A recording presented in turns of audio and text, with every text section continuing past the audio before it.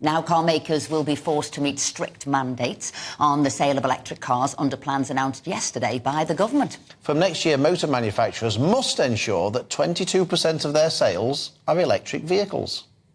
A target industry experts believe will be hard to achieve.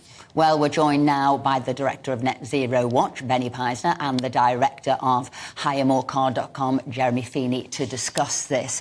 So this mandate, Benny, this fixed amount of cars that have got to be produced, is it workable? Is it possible? Is it plausible? And is it, for the British public, affordable? It's a no and a no and a no and a no. It's a bit like, the 5-year plans in the Soviet Union. It's a bit like that. They always, had these plans. They never achieved, and eventually it totally collapsed. Jeremy, can I bring you in here about this? Because, I always thought that it was the customers who decided which car to buy. I didn't realise it was for the car manufacturer to tell people that a fifth of them have got to buy an electric car. So how do car companies force people to buy an electric car if they don't want to buy one to hit these targets? I just don't understand how that works. Well, the industry will react to demand, or would normally react to demand. But I agree with the previous speaker that we've entered into the government trying to legislate about technology. And it's impinging on freedom to a certain extent, because a lot of the take-up on electric cars are people who have company cars, and there is a big tax advantage if you have a company car and it's electric. The problem is also exacerbated in England, because you've got London, which has relatively good public transport, and the rest of the country which doesn't. So you've also got affordability with electric cars, which is a major problem. And this is without going into the range anxiety and all the other difficulties. So the manufacturers are being forced by government action to build vehicles. And in fact, they at the moment are in a situation where a lot of what they're building are hybrids. So the chances of them meeting the 2030 deadline, I think, is remote. Even California has a deadline of 2035. At the moment in Europe, Volkswagen and the other German manufacturers, and in other words, Germany and Italy, are very much lobbying against European community rules and asking them to put it back to 2035.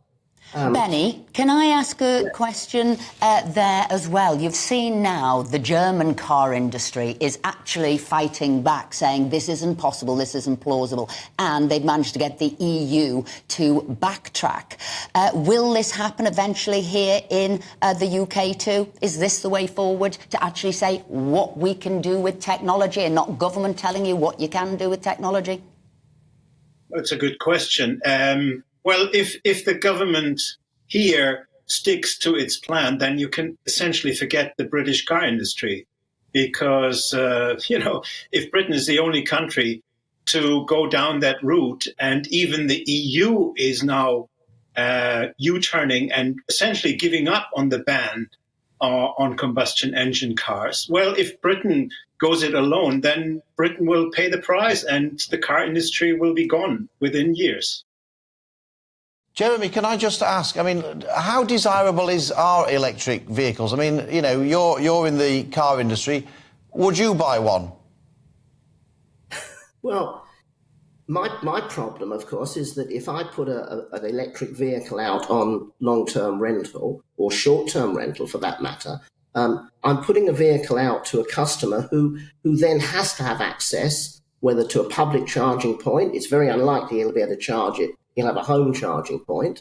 And I'm afraid already in the rental industry, there has been some terrible stories, where people have taken, hours and hours to get vehicles returned because they haven't been able to charge them.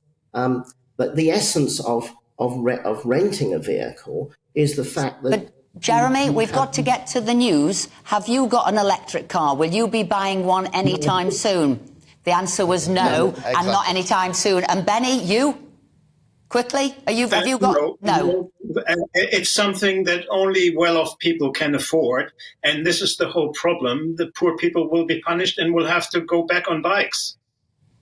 Thank you both very much indeed.